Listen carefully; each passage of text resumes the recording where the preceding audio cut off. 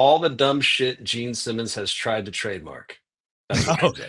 All right, before we begin the show, let's thank our sponsors. First and foremost, our title sponsor, Once Upon a Coconut. All natural, non-GMO coconut water with natural electrolytes and no added sugar. You can choose from pure blueberry, pineapple, watermelon, sparkling energy, and chocolate flavors with Once Upon a Coconut. Stay hydrated and refreshed. And if you're wondering why it tastes so darn good, it's due to a combination of factors, including the freshness and sweetness of young coconut water, the lack of additives, and the natural electrolytes present. And the best part about it, Once Upon a Coconut, 10% of profits go to charity that benefit our communities, including the Down Syndrome Foundation, Breast Cancer Foundation, Leukemia Society. Good things, good people, great product. So you can grab it at some Sprouts. You can grab it on Amazon. You can go online to find a store near you or purchase it right there off of their website, onceuponacoconut.com. It is delish.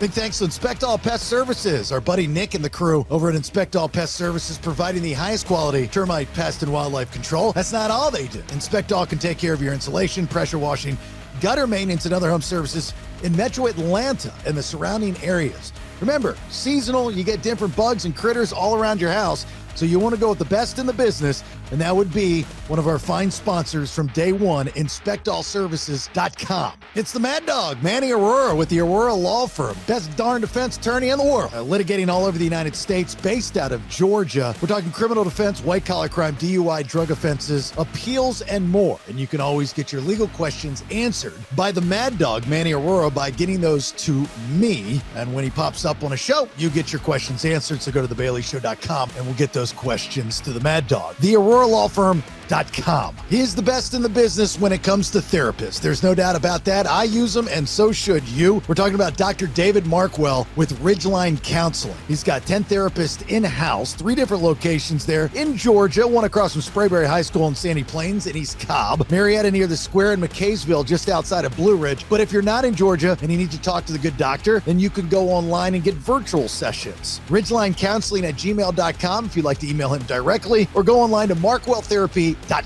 There is no better time to check if your insurance is any good. That's why FBC Insurance is waiting for you to reach out. You can call them at 888-308-1841 or email them info@fbcinsuranceservices.com. I just switched up my car insurance because I got a better deal at FBC Insurance. They were the people to find it. Perfect for new homeowners, especially if you're trying to reshop those current insurance policies. 5-star service, multi-policy, bundled discounts, and they're going to shop every carrier out there to find the best insurance for your house, flood, storm season, auto, motorcycle, boat, recreational vehicle, or just a personal policy. 888-308-1841 or go online, FBCInsuranceServices.com.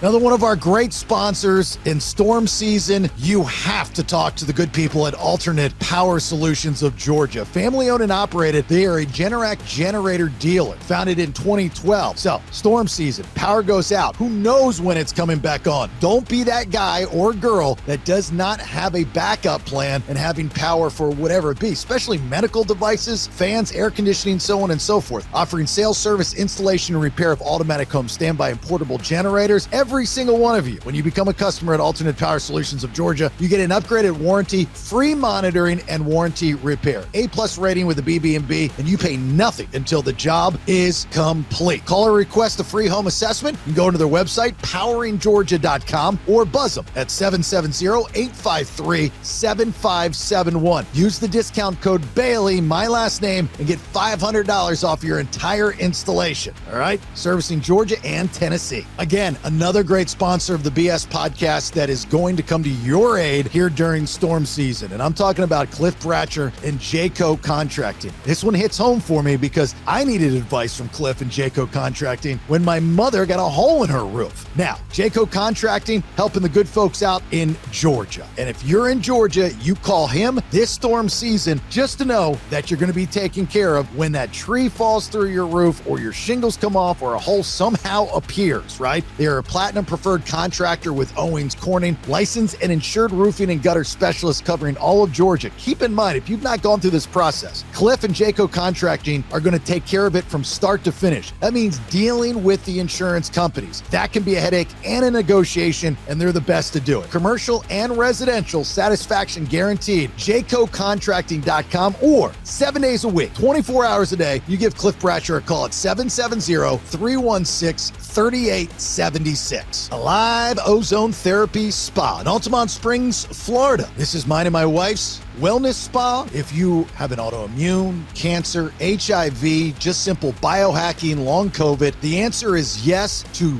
just about anything that's going on in your body. Most of the time it starts with inflammation, and ozone therapy, it decreases inflammation. So ozone therapy, we are the first and only to do it in Central Florida. That is Alive Ozone Therapy Spa. We also offer red light therapy, halo therapy, pressotherapy, PMF grounding mat, as well as naturally in-house made ozone infused products like the magnesium butter that many of you absolutely love. Ozone therapy, what is it? Quickly, it repairs and rejuvenates your cells to the mitochondrial level by using activated oxygen. Simple as that. No side effects. That's all there is to it. It's a 30-minute session, and you actually burn up to 600 calories when you're in the Hocket sauna. We do it the most non-invasive way. So whether you're in the area or you want to travel, book an appointment, AliveOzoneTherapySpa.com. All the products you can get there as well. And remember, for you two peers, use the discount code BS10 to take that off those online products. If you want to be a sponsor of the show, reach out to me via thebaileyshow.com. And if you are a listener of this podcast and you need any of our great sponsors, please reach out to them. Now, let's begin. I think we should do a podcast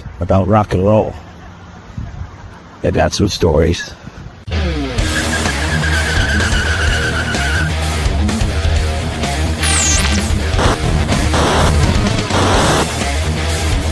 Yeah, let's do it. Welcome to the Vinyl Road Podcast. There it is, episode 10 of the Vinyl Road Podcast. All on the BPX, that is the Bailey Podcast Exchange. 3 different shows, 5 days a week, one feed, jasonbailey.com. Big thanks to our title sponsor. That'd be Once Upon a Coconut, best damn coconut water in the land. I know, Brad, you need more supplies in Jacksonville. So we'll do our best. Yeah, we'll do our best to get you some. Thanks for being here. My name is Jason Bailey. There, of course, is Mr. Brad Stewart. How are you, sir? I'm great. Thank you. I'm great. Good to be here. Good. How about I give you a little bit of applause when I get to my screen? There you go. There you go. And we have our friend back with us because we have some big news to talk about. That would be the lead singer for the band Earshot, Mr. Will Martin. How are you, sir? You get applause. I'm good. Thank you. Thank you. Thank you. It's always better with the applause. Do you not agree? You know, next time I'm gonna try and come up with an A roll like Brad had, running down the beach from his Maxim magazine debut, probably. I'm sure. My hair's a wreck. Like, I sent it to Jason. He's like, "Are you kidding? A we're wreck? keeping Like it. that? You probably spent a lot of money. It probably took hours to get that look, right?" The fresh blown from the beach wind. That's right. It was funny when we were putting together this podcast. I'm like, Brad, this is all about you. I was like, I'll do all the work, but let's do a podcast, talk rock and roll, your stories from the road. I love that stuff. I mean, it's funny, being in radio for all these years, very few people want to hear my stories of interviewing all these different people over the years. And I understand it, right? Because the radio stigma is like, shut up, nerd. Nobody cares about you. But, when you've got rock stars like y'all and you've traveled the world and you've been in big festivals with other bands and seen all kinds of cool shit. So I'm like, this is all about you, so I need you to send me some B-roll so I can put together an intro. And he's at the beach and he sends me this video at the beach. And I'm like, I love it, dude. You're a natural. It was like a one-take Jake. I'm like, this is great. But I guess you went to your wife, right? And she was like, She's like, you kind of look like a douchebag with your shirt off. And what are you trying to do? What are you, David Hasselhoff? What is this? What is this, Baywatch? Better. And I was Better, like, right? like, no, dude. Like, it's gonna be super zoomed into my face mainly. Like, so anyway, we got it past her. She approved it finally. So yeah. See, I think that was the wrong answer. I think you should have took the route of better than David Hasselhoff, like wow, putting him to shame. Yeah, I mean, That's where I would have went. I mean, it might have not have been exactly true, but I mean, it sounds good anyway. I looked at it and I would have started a TV show called Gay Watch, just based off, the intro. People are probably listening and going, "Oh, this must be all about the gay rock and roll music around. Look at that sexy man with the braids." Oh, man. All right. Let's start with the big news, right? So the big news is you guys finally have announced the tour. So Brad, you want to start this off and explain to everybody how this all came about, who's on the tour? I mean, I've got the tour dates here, so in case you don't have them, but the ins and outs. So for all the Saliva and Earshot fans, as well as other bands, I mean, you've got like 4 bands on this tour. This is great. Yeah, it's gonna be a good build, man. It's a good tour, good. So Lilac and Austin Winkler, formerly of Hinder, lead singer, will be on the bill, and of course, the man right there, Earshot's going to be direct support for Saliva on this run, man. Yeah, we're stoked, dude. We're going to be all over the country. Of course, we're not going to hit every city in the nation, but we're going to damn sure try. I think there's 33 shows. Actually, so we have some things that we were already obligated to before this tour starts, but yeah, over the next bit, it's going to be a lot of shows, like 30-something shows. And we're stoked, man. It's been a minute. We've been just doing weekend stuff, and I know Will's got to be itching to get back out there and rip on a proper tour. And I think the rooms are good. We're doing the whiskey again, which Will actually came out to that show last time we played it on the Hinder tour, so we got to see each other and hang a bit. But yeah, man, good stuff, dude. We're stoked. It's gonna be awesome. Well, this is this is a bigger deal than just the tour, because it's been a minute, right, since the band Earshot has been out on a tour. So like from your perspective, I'm assuming like finally, it's kind of one of those types of things, right? Yeah.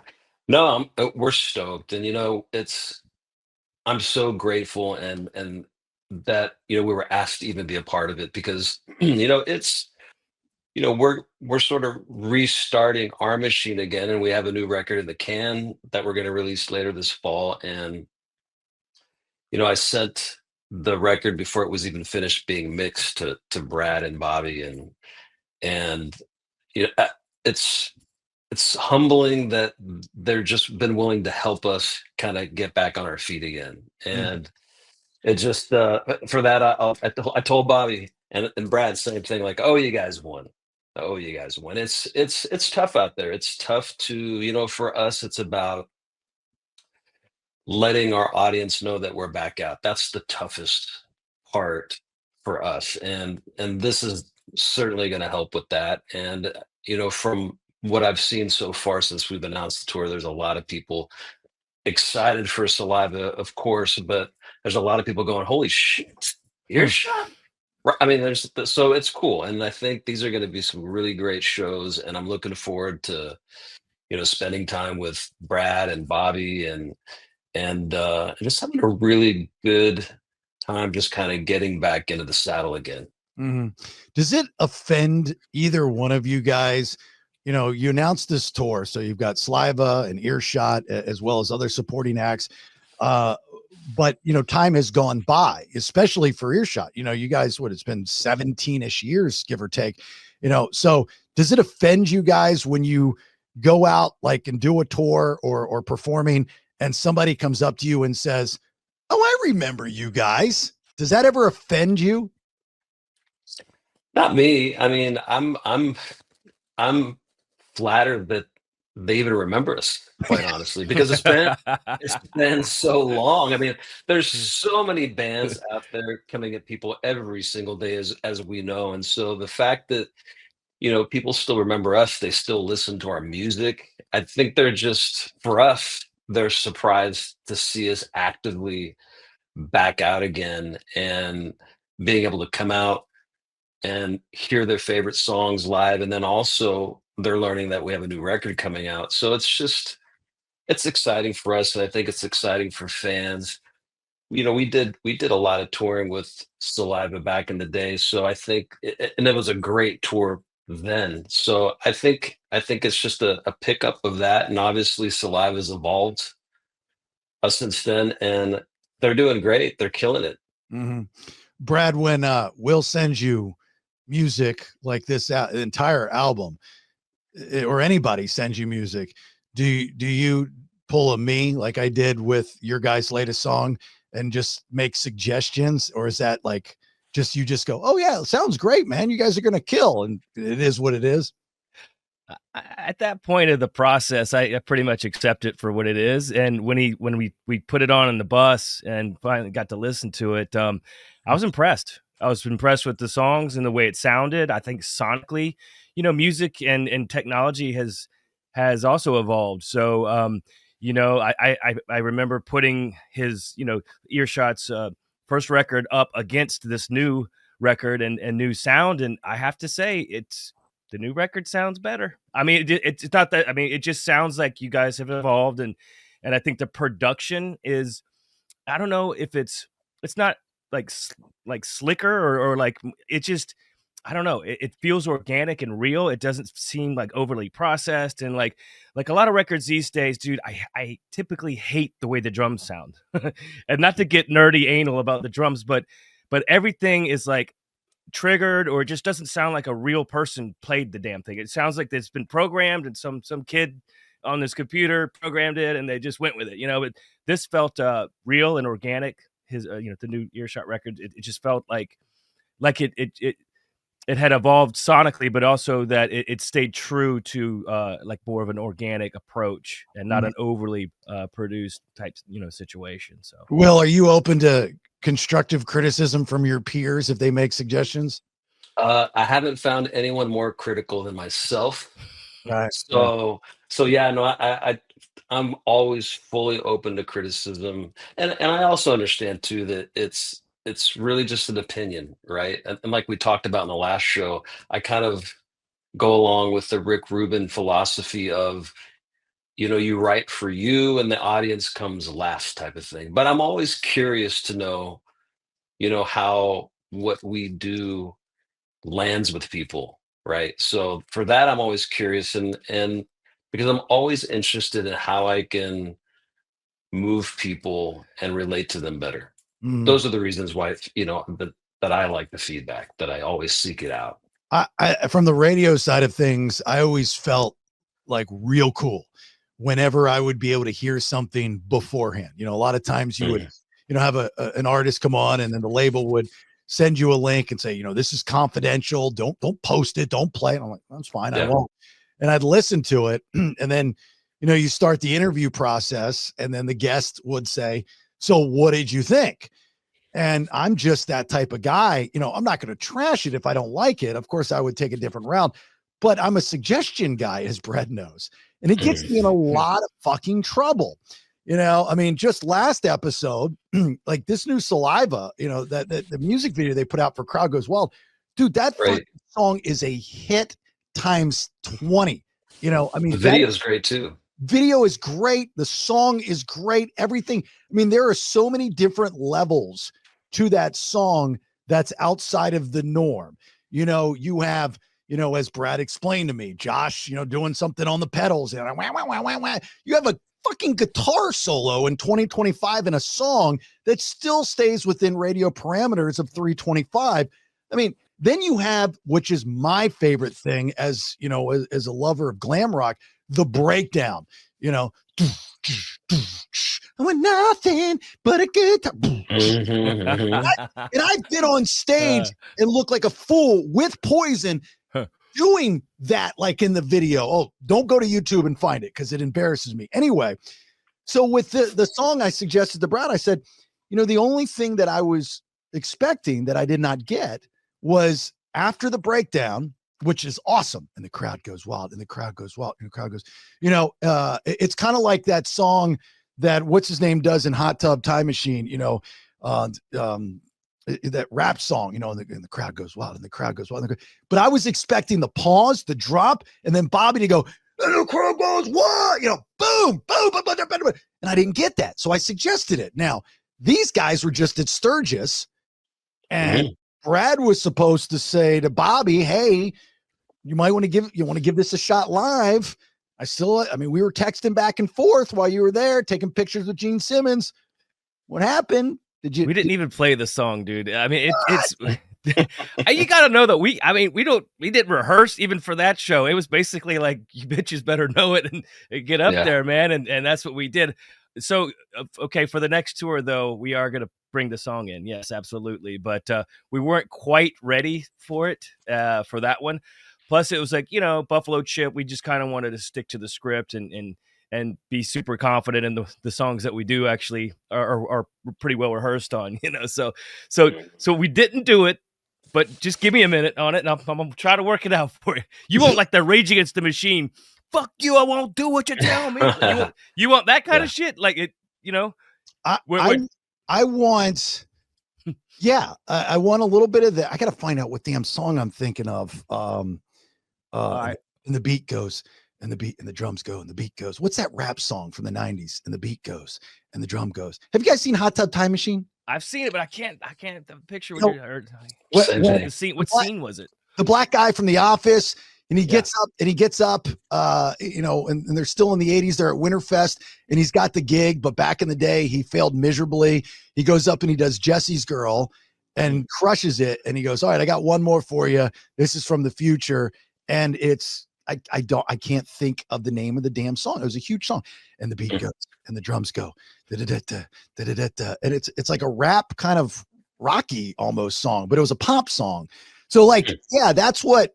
Okay. I mean, who am I? We got to figure the song out, and then that way I could present it with a little bit more, I'll come into rehearsal and I'll be like, you could conduct us. Yeah. Be the band, the band director, music director. So with Earshot being a minute since you guys have been out on the road, talking about, songs that you're not going to do unless everybody is on point, right? I mean, this is a process. So what are you guys doing to rehearse? The tour starts at the end of August, the 29th in Pryor, Oklahoma. I mean, have you guys already been rehearsing and are ready to rock and roll, or is it going to be like coming up to the last minute? Yeah, we all live in different places. So we've always, believe it or not, and this happened due to the pandemic some time ago, if we can remember that time. Even though some of us probably don't. No, what pandemic? So we, out of necessity, we developed a system to where we kind of rehearse remotely, if that makes any sense. So we've always done that, and it's funny because we've even brought in new players into the fold and rehearsed remotely in this system that we have. And we literally show up and it sounds like we've been playing together for a million years. So that's how we do it. We might actually get together in one place for a couple of days before this one. Not sure yet, but it's going to be a fun tour. I mean, Saliva, as as everybody watching knows, they bring the heat live. And, we, back when we were touring, we were used to being that band. So I think this is going to be some really nice, friendly competition, and the beneficiaries are going to be the people that show up to see it. So I'm super stoked, and I know the other bands. I know the Founder, that's going to be great, and I don't know that much about Lilac, but what I've researched, they look like they're a lot of fun live also. So I think it's going to be really, really fun, and I'm stoked. By the way, the name of the band, the Founder, is brilliant. Like, it is really fucking brilliant. I'm sure there's kind of a little bit of a backstory, but that's actually really, really smart. I was like, because he's the OG. Yeah. Check out my new band, The Founder. That's pretty clever, dude. It really or they go, or when people go, the founder of what? Yeah, opens up the whole conversation. Yeah. I mean, and there, his first release track should be called self-explanatory. I'm not familiar with John, but I'm sure. I think I talked to him like back in the mid 2000s, when Hinder kind of launched. But it's always a thing with bands and radio shows. Sometimes it works and sometimes it doesn't, but you still always got to put food on the table for your family, and you want to a lot of us, it's very difficult for some people to understand, but when you're in, especially the entertainment industry, it is very difficult to do another job. I mean, Brad, you know that, after Shinedown, you went back to the vodka stuff. I can only imagine your soul just every day, just like it's tough. I struggle with it, turning 50, starting a second chapter. I have to have a microphone in front of me, and I don't have the audience that I had before. I know, but shit, I got to do it. That's why I do 5 shows, a week. It's like it's a drug, and I can only imagine. I mean, Brad, you've been actively touring for these years, and now you get to do the full big tour with this upcoming run. But Will, the last, again, 17-ish, whatever years, just sitting back, how did that make you feel? Did you, were at any time you're like, I'm just done with the business, I'm going to go get a job at Walmart? I don't know if my ego could do that. My ego couldn't do that. Yeah, no, when we did our last record, The Silver Lining, and that was our second record deal, and that fell apart. I was a lost soul for a long time. Like I didn't know what to do with myself.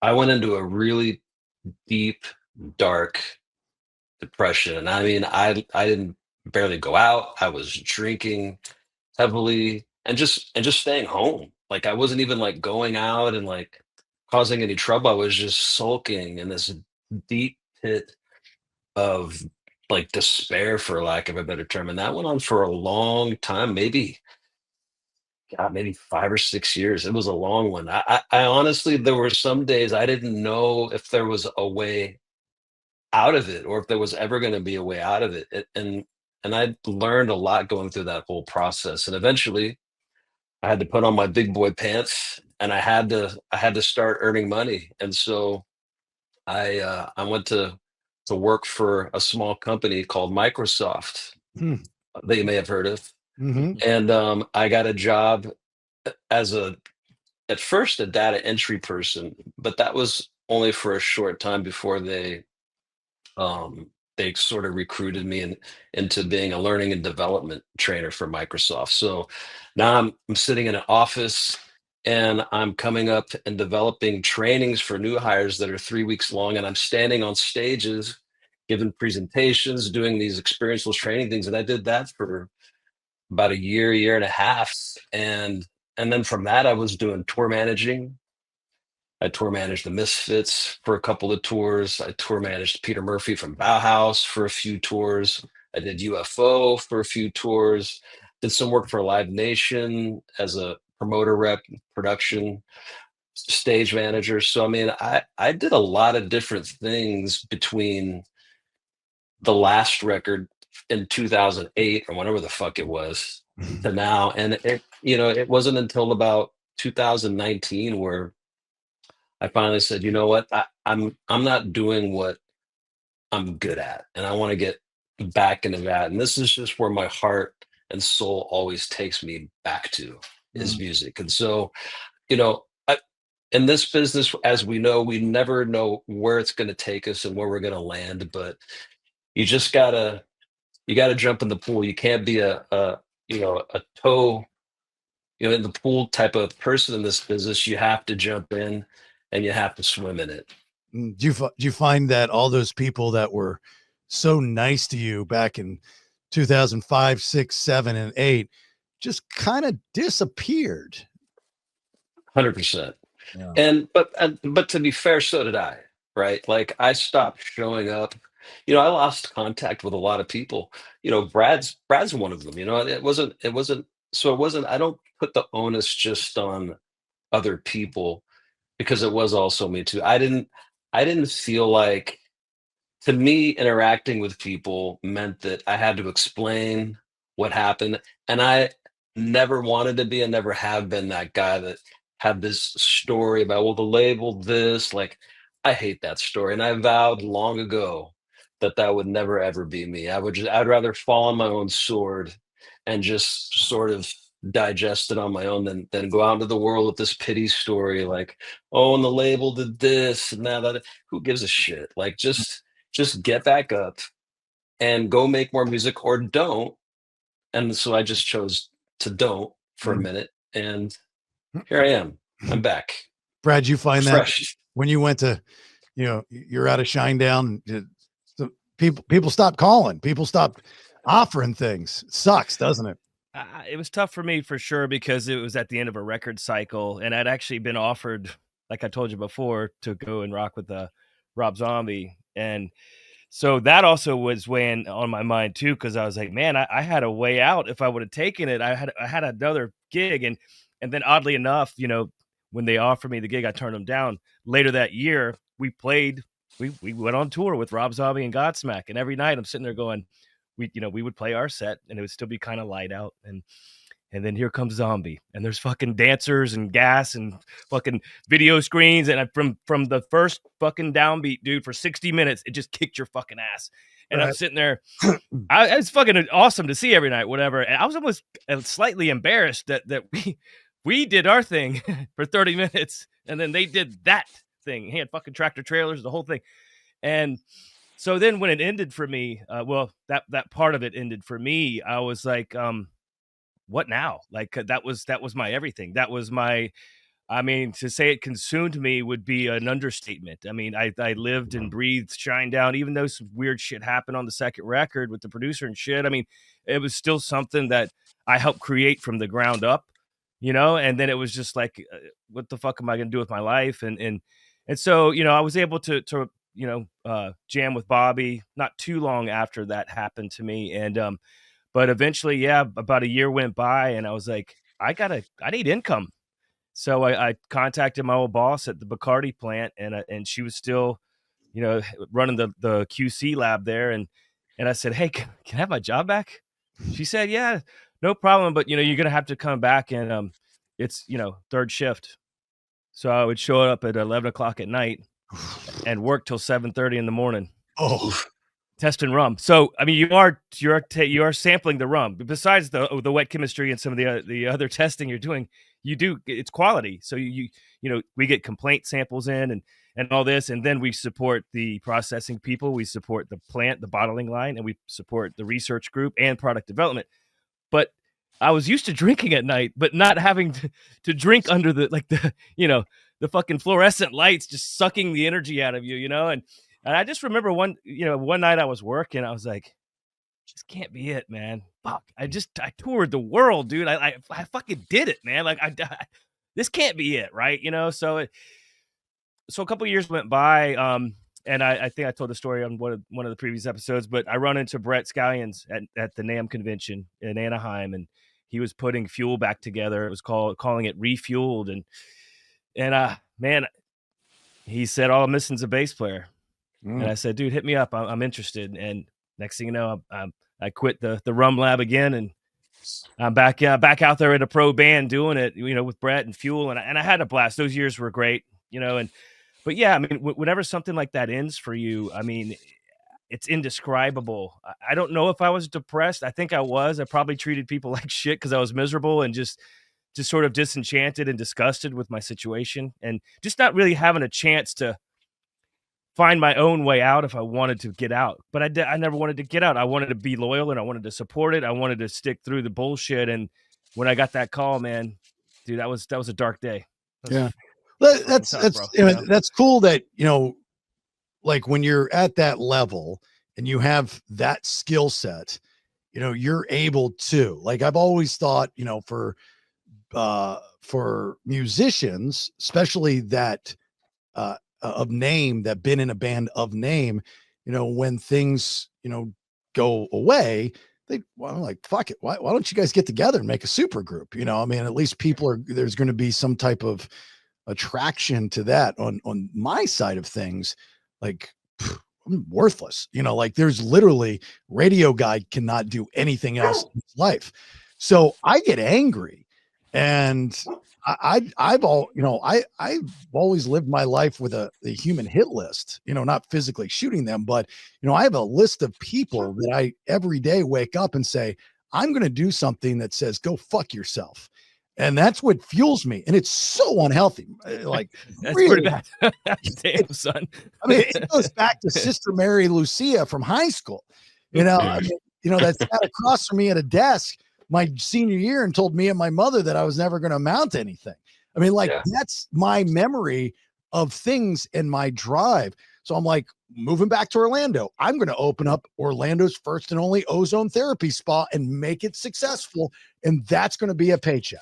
And it has been in 10 months, the podcast. But like, it's clawing for people like me. It's very difficult because my industry is deteriorating.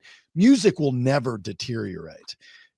Bands like Saliva and Earshot will always have a place on the plaque, so to speak. You'll always have fans that will, going back to the beginning of this conversation, say, oh, I remember you. I'm willing to pay $25 for a ticket to go here, Getaway or Click or something like that. You know what I mean? That's pretty fucking cool to go to bed every night knowing that that's a fact, So, I think you guys are going to be okay.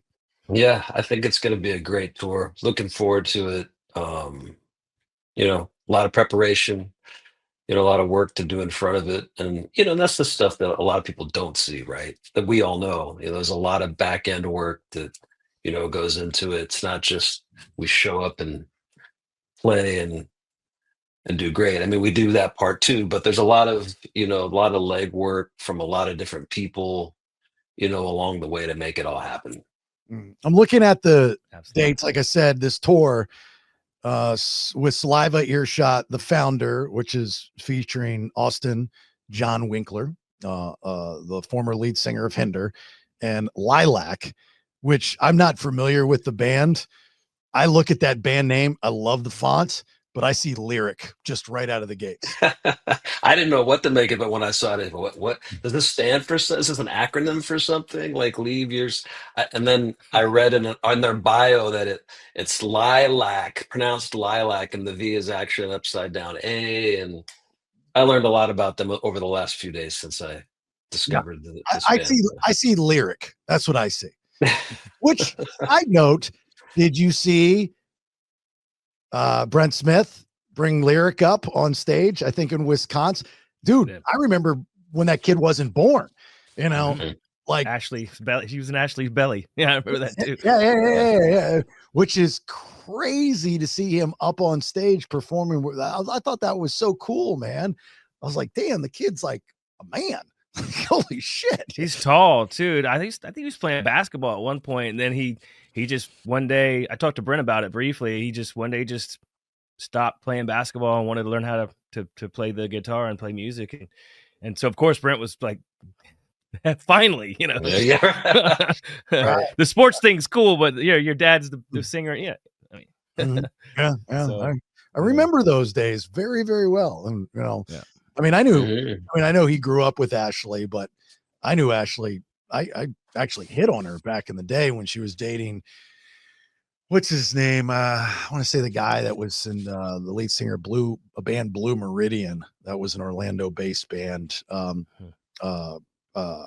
it Brett Hessler? Maybe. Oh yeah. Yeah. I don't know if she did it. Yeah, because then he was Virgo's Merlot, and then eventually Virgo's Merlot. That's what it was. Yeah. Anyway, so back to the tour. Saliva, Earshot, the Founder, featuring Austin John Winkler and Lilac. Started off at the end of August on the 29th in Pryor, Oklahoma. And then you run through Minnesota, Michigan, North Dakota, Minnesota, Wisconsin, Illinois, Michigan, Ohio, Pennsylvania, Michigan. Who booked that? Wisconsin, Minnesota. Gosh, you're doing a lot of this, dude. The old saying is that the agent just takes the map and just throws darts at the map, and then sort of puts it together from there. So you're traipsing back and forth across the country. Obviously, the routing and the gas, and it's expensive to tour, man. So the closer the shows are, the better. But sometimes it just doesn't.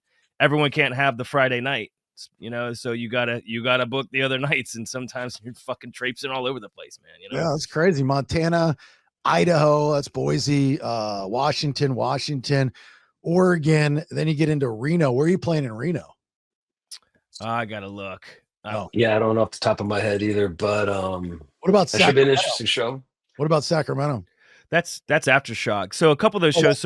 So Pryor, Oklahoma is Rocklahoma. So technically, I mean, are you guys doing that? You guys are on that? No, Will? I know they're trying to add us on some of the, because I think there were 3 festivals that you guys were on that we weren't on, but I think they got us on one of them, and they're possibly getting us on another one of them. So I mean, you we'll know see what Danny. happens. Danny doesn't We do do. Rocklahoma, does he? But I know definitely Aftershock I don't. though. Yeah, and so we're doing that. So I don't know if they've announced it yet, but I think they're doing some kind of pre-party this year. They're trying out like a pre-party that starts before the festival, and I think you guys are on it too. But we got asked also to be on that. So I think that's the thing. I think that's the Kentucky date. Yeah, Louder The Than new Life. Kentucky So date. yeah, so that Wednesday before we'll be playing that. Which when we did the Wednesday before at down in Daytona at Rockville, dude, it was nuts to butts packed. Dude. It was fucking 20,000. There's a lot of people out there for the pre-party. So hopefully that'll be the same. And now when we did Louder Than Life last year, I guess it was, or maybe the year before, whatever it was, there was like 55,000 people out there. So I mean that's a well attended. It's gonna be good, man. Pre-party or Yeah. not, it's gonna be killer. We didn't start. So we switched agencies. Um, I don't know, maybe 4 or 5 months ago. So by the time we came to our new agent, the festivals have already been booked for this year. So there wasn't a whole lot that they could do for this year. However, they've managed to get us on some of the ones, like the Saliva's on. They've managed to squeeze us on in there, and I think we're going to be on a good portion of them for next year. But yes, as to Brad's point, there's some shows where we're not on it. And I think it's only like at this point, I think it's only 2. And the ones that you're talking about, the prior Oklahoma ones, that's before the actual tour starts. The actual package tour starts the 7th, I believe, of September. I think so too. Yeah. And Brad, let's not forget our deal with Aftershock, right? We are wearing what to when we get interviewed by local radio station? They don't want to interview me, man. No, I just slap on a bass. They don't care about me. Oh, they do. But if they ask me to, I will, and I'll wear the shirt that you said. How about I wear this shirt? Huh? That's fine too. Well, the BS. How about just a big Buckethead shirt? Yeah, well, I wasn't Buckethead there, but no. Okay, that's right. Anything. You to show up for an interview with my former station in Sacramento wearing the BS shirt and get a picture with the guy that's, and I like the guy that would interview. I'm pretty sure, it'd be that guy. He's a good dude. His name's Abe, but he's a good guy, but just to know that picture is going to be circulating on social media. I'll do it. I got your shirt, man. I got it. Don't worry. Human hit list. Human hit list.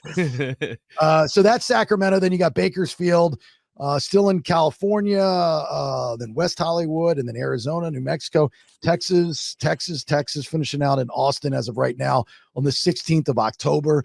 The Martin and the Stewart household looks like they're going to have nice Christmases this year, which is cool. But you still have, November and December, and there's going to be people on the East Coast, especially the Southeast, that are going to be saying, "What the shit."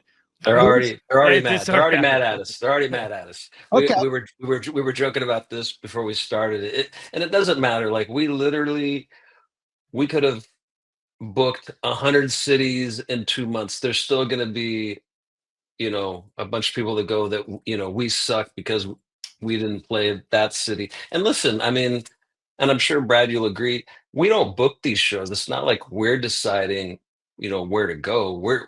We just, for all intents and purposes, we just work here, right?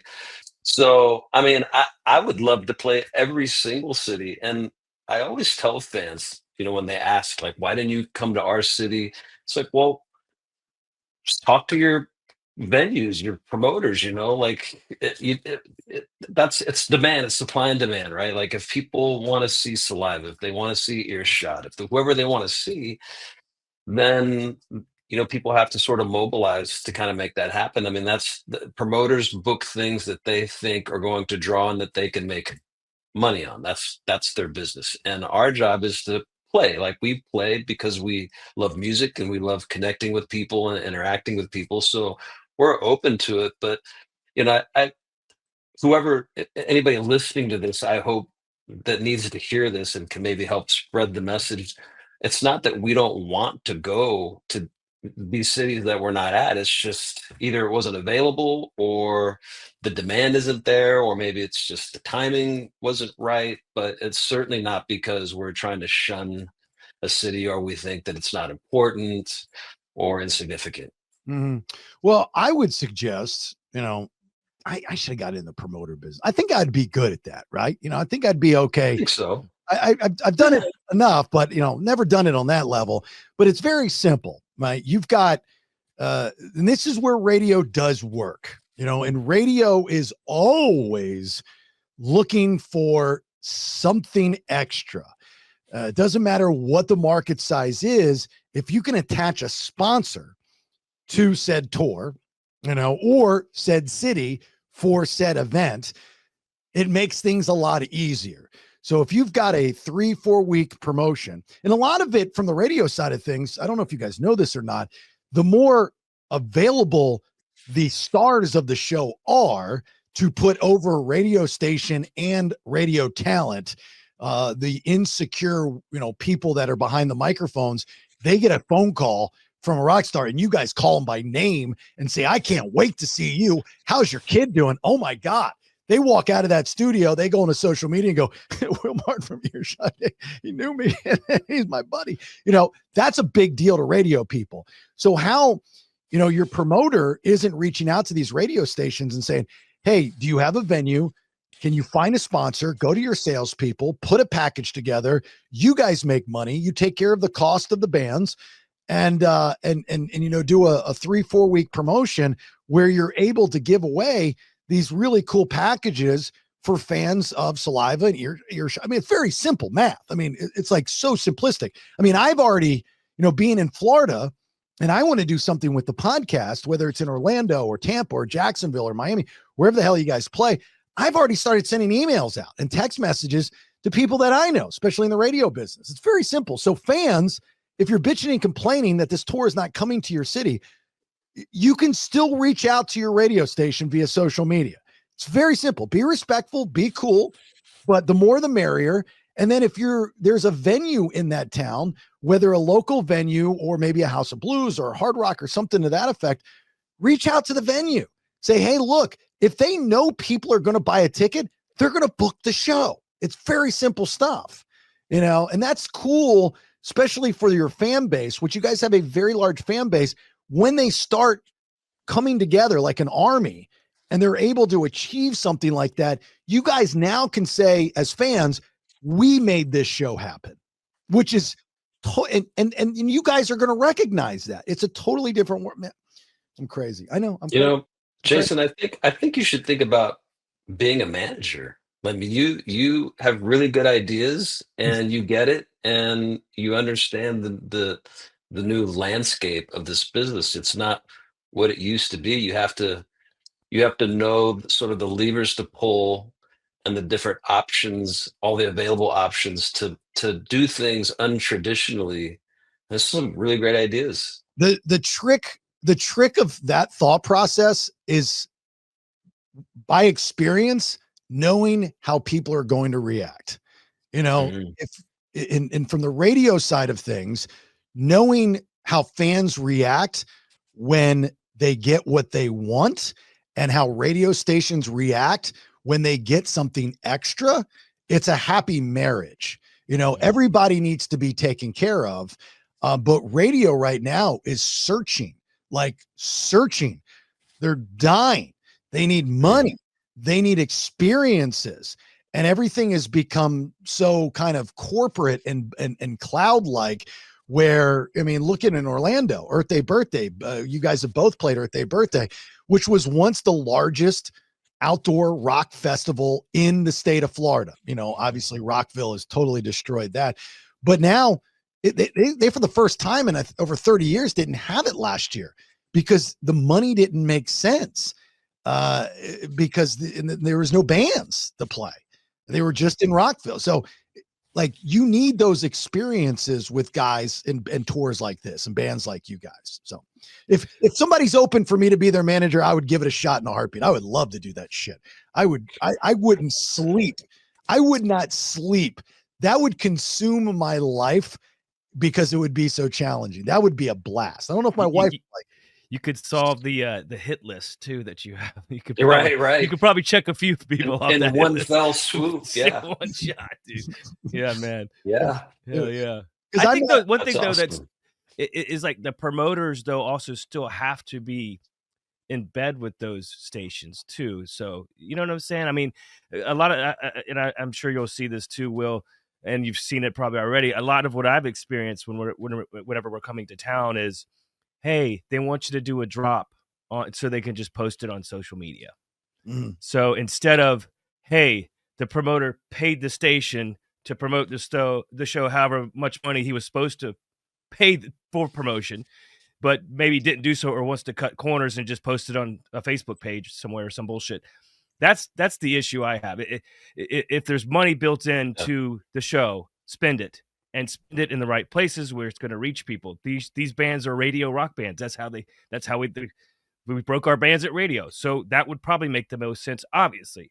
But you know, you have to still do it on socials too. But what I'm saying though is spend the money, and then that way they're in contact with the station. Oh, and by the way, the bands agreed, of course, to come by to help promote the show, do an acoustic song.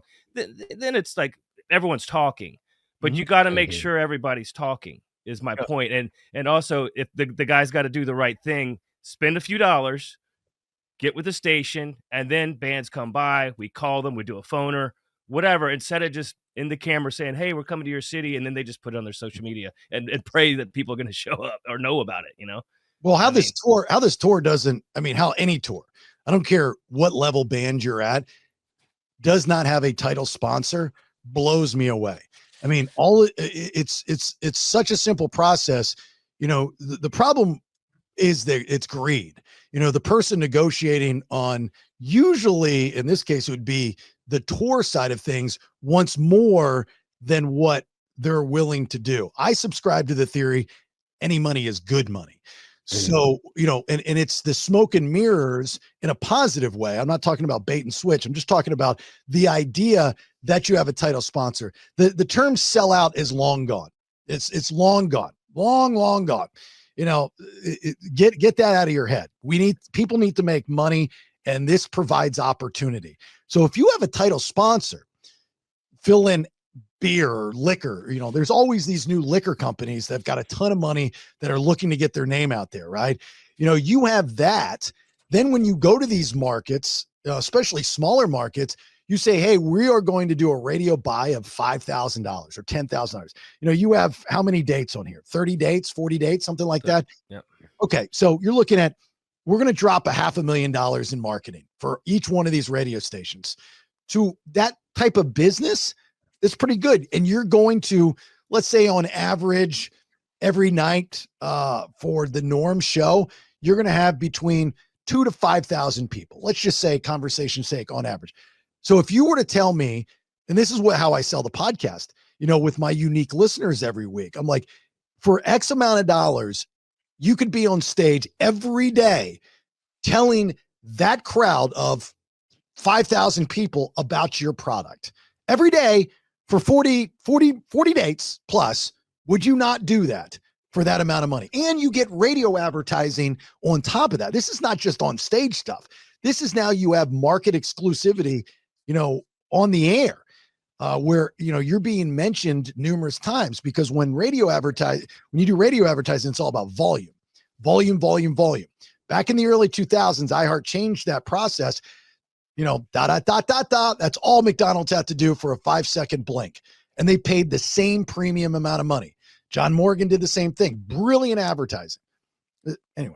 So if you want to go ahead and get us some sponsors for the tour, you'll get a nice slice of the pie. Just if you could lock that down for us, we'd really appreciate. Maybe Once Upon a Coconut could wrap the bus with a big coconut can on the side of it. And just imagine how many people are going to see the bus over the next month and a half of the tour. Seriously, you saw the dates. We're going to be all over the country. And how many people are going to see Once Upon a Coconut on the coconut water, right? And say we have samples at the merch table. You can buy some shit, whatever. I mean, that's gold right there, because now it's a traveling ad. It's all over. It's on radio. You know, if we go to the station, we got to. It's like what Monster did and Jaeger back in the day. Jaeger was really good at that guerrilla marketing type shit. But they'd have a Earshot on the side of the lighter, and then Jaeger on the other side, and we'd give out free lighters and stickers and whatnot for the tour. But I mean, if I'm a company like that, that makes sense to me. It's do funny this. you mentioned Jägermeister. Aaron and I were talking about when Jägermeister sponsored Breaking Benjamin in the early day. And he said to me, he goes, it was brilliant, because they just put a big, decal on the side of the bus, and they'd have all the signage, and they essentially paid, for a lot of their touring expenses and overhead. He goes, the downfall, the thing that no one saw, becoming a problem was when they gave us the actual Jaeger tap machine, Yes, we and had one of that those too. became a problem. Yeah, bad news bears, So, son. I tell you what, I can. This sounds like fun. I mean, this might be. Look back in a year and go, remember that podcast we did, and now look what you do for a living. I think I could get this done. I have like all right. 5 different people, some national brands in mind. I think I could actually get this done. Now, I just need to know a number, because that's what they're going to ask, and you never want to give a number. So there's going to have to be another guy that they're going to have to talk to. I'm obviously not. I mean, I would cut the deal in one phone call. Be like, sure, dude. And here's what I'm going to promise you. But that's not my place. But I definitely could, I think, get this done. My thing is too, the tour bus should be like a NASCAR car. It should have Pennzoil, fucking Jaeger. Why not? I mean, so there could be different levels of sponsorship. Oh, you want the main decal? Okay, that's gonna cost you a little bit. Yeah. Now, if And you we'll want we'll name the bus, the Hertz bus or whatever, Yeah. or right. name the tour the Hertz Tour. I don't care if it's a tampon company. Fuck it, the Maxi Pad, fucking Earshot Saliva Tour. Let's go. Who cares? It's fucking. Well, you know you know what those things are for, though, Brad. I do. Yeah. Plugging holes. I don't think we want to. What are we saying about our music at that point? We got to be a little careful. We don't want to be on the rag the whole tour. Okay, I get it. I get that part. But there's just an example. Yeah. No, it's true. I mean, there's all kinds of stuff. I mean, I've been saying for a long time, back when, you and I, Brad, were coming up, we were trying to find managers who could get us on the radio, and we were managed by the same manager at the time that did that. And I've been saying this for the last handful of years, like, I think the good managers, the managers that can get it done, that fit the landscape of today, are people that understand marketing and promotion, because that's where it's gone. Radio's kind of lost its steam in that regard. They're not breaking bands the same way that they used to. Now it's figuring out how to break bands using technology, marketing, promotion, understanding how these platforms work in those ways. Because a lot of stuff, it's not just as simple as putting an ad up and pushing it out there. There's all these little things that make a difference about who sees your ad and how they engage with it and how they hear about you. And it's really a science. And so I think I'm going to be giving you a call later, talking to you about managing. I think you should. I think that's a great move for you, especially if it's something that you really understand and are good at. Well, one thing to keep in mind is, the artist that's really good at this and gets it is M Shadows with Avenged Sevenfold. Radio used to be the go-to for artists to come in when we had leniency and to talk to you guys. Mm-hmm. Now in the radio business, especially these smaller markets, you don't have either the talent that knows how to do it properly or talent at all. It's all automated. And even in medium markets like Orlando, you go on to, let's say, the local rock station here in Morning Drive, they're going to record you early and they're going to play 20, 30-second clips because Yeah. radio doesn't believe talent is, that important. It's all about the music and all that kind of stuff. So, when they've already lost the music game to Spotify or Amazon or whatever the case may be. So podcasting and finding, and you can find the data fairly easily, finding podcasts that are popular in their local markets. That's kind of the muddied waters in the podcast world is, do you want to be an all-encompassed podcast or do you want to, talk to people in a local market? I know my big two markets as far as state-wise goes is Georgia and Florida, and then it goes California, Alabama, and I think Texas now, but Georgia, because of my radio career there and the success I had in Orlando, the same, I have a local following here. You know what I mean? So when you guys go to, let's say Tower, Minnesota, there's going to be a podcast that's popular in Tower, Minnesota. Will there be a rock station in Tower, Minnesota? Probably somewhere outside that stretches in, but still you want to hit all those bases and do a promotion. Like I just got a text back from my guy at iHeart, who runs like 40 different radio stations. And I asked him, I was like, hey, do you want to do something with bringing the Saliva Earshot tour to Orlando? Something with the podcast. It's not about me, but if I'm going to insert myself, I'm going to insert myself for promotion. And he's like, yeah, let's talk, fly away. Always. I want to do something. It's that simple, because this guy that I'm talking about gets it. He's OG. He's one of the most creative minds in the business. He's got people's ear high up with iHeartMedia. He just gets it. He understands the good times that you can have. And he knows I think that way too. I'm a creative guy, and there should never be a no. No should not exist in your vocabulary when you're being creative. I live by the mantra, there's always a shot on the pool table, because mathematically speaking, if you're good enough, there's always a shot on the pool table. And that's life. There's always I just had this conversation with my wife who would not stop complaining nonstop about stuff at the spa. I'm like, dude, she's not hearing me. This is your business. It's positive, positive, positive. There's always, if you can't, excuses don't exist. Get it done. Nobody cares about it. Nobody cares if you're sick. Nobody cares if you're upset, depressed. Nobody gives a fuck about you. All they care about is results. Right. Well, when I, because I also do coaching with clients, one of the first questions that I ask to kind of get an idea of where they're at in life and in their way of thinking, and trying to figure out what's stopping them and what exactly is in their own way.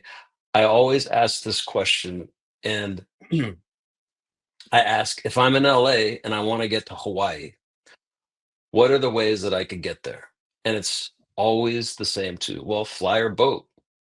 And I always ask, is that it? And they go, yeah, there's no other way. You take a plane or you get on a boat, you get there. And that answer right there tells me how creative they are about solving or trying to accomplish whatever it is they're trying to accomplish. And when I start to uncover that, for example, I said, well, you could swim, and they go, well, that would be too hard. And the question wasn't what's the easiest way to get there. The question was, what are the different ways that I could get there? And once they get into that mind frame and that mindset, they start coming up with all kinds of shit. Well, I could take a blimp. I could parasail. I could ride a dolphin. It's like, okay, now we're thinking. Now we're being creative, and not just with the two fucking ways that you can get there that are easy that anybody could think of. And that's the difference between people that actually do shit in the world and the people that go, oh, I don't fucking get it. I don't know why this shit's not working, blah, blah, blah. Well, that's why. The thinking is limited.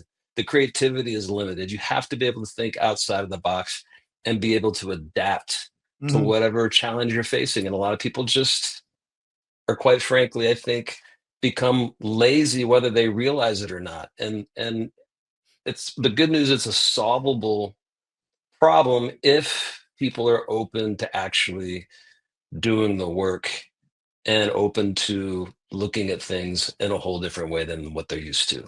I used to when I would have to train new producers, because I started in the business as a producer, I would do something very similar. And I would say to them, all right, and this was before, been verified and, technology and stuff. But, when you had to use the phone and, 411 and you had to kind of scratch and claw your way for answers. I say, okay, you're trying to find this guy in this city and you know his address, but his number's unlisted and you're trying to get him on the air in 5 minutes or in your city, I should say. But his address. How do you find him? And they're like, well, I can go to his house. I was like, no. You have 5 minutes. You've got to get him on the next segment on the show. And it was a very challenging question. Very few people got it. And the answer is very simple is, one side of the street are odd numbers and one side of the street are even numbers. If they have an odd number, then you call 411 and ask for the phone number for the houses next door. Then you bribe them with concert tickets to walk next door with your phone, cordless phone, and get them on the air. The same is, hey, look, next segment, or in an hour, you have to make us a parade on the air. What do you mean make us a parade? You need to make it so you're in a parade on the air. How do I do that? You tell me. Well, it's very simple. You just go out to a busy intersection and stand in the middle of fucking traffic and have everybody honk at you. Stuff like that. If you think that way, it comes, that's how I think. I've always thought like that. But some people are so compartmentalized. It's like,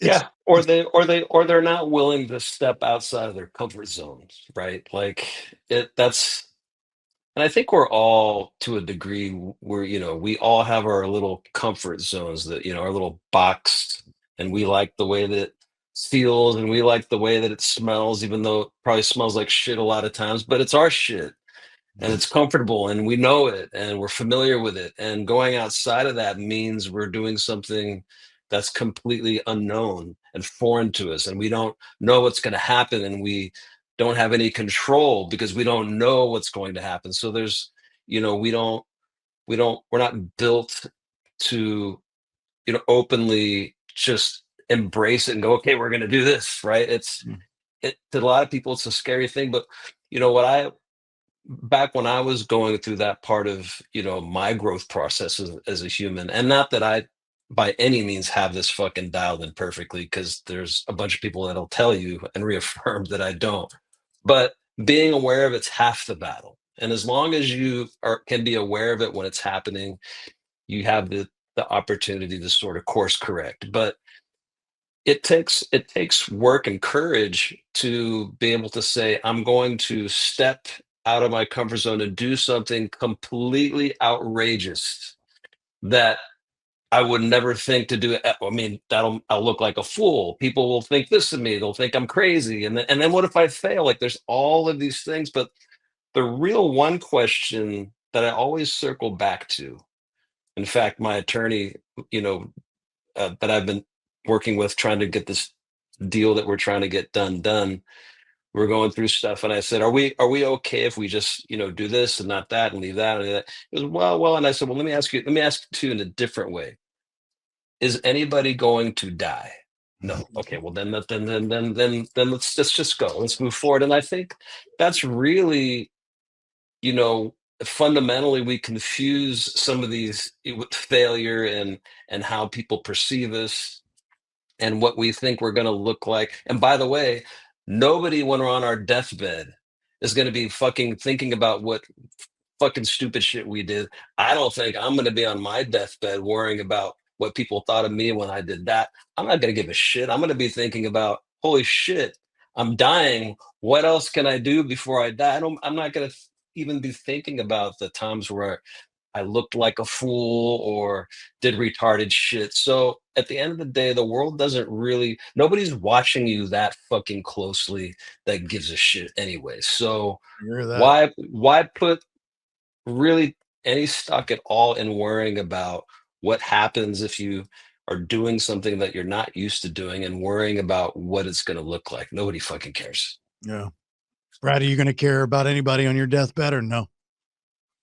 I just hope that Jesus welcomes me with open arms.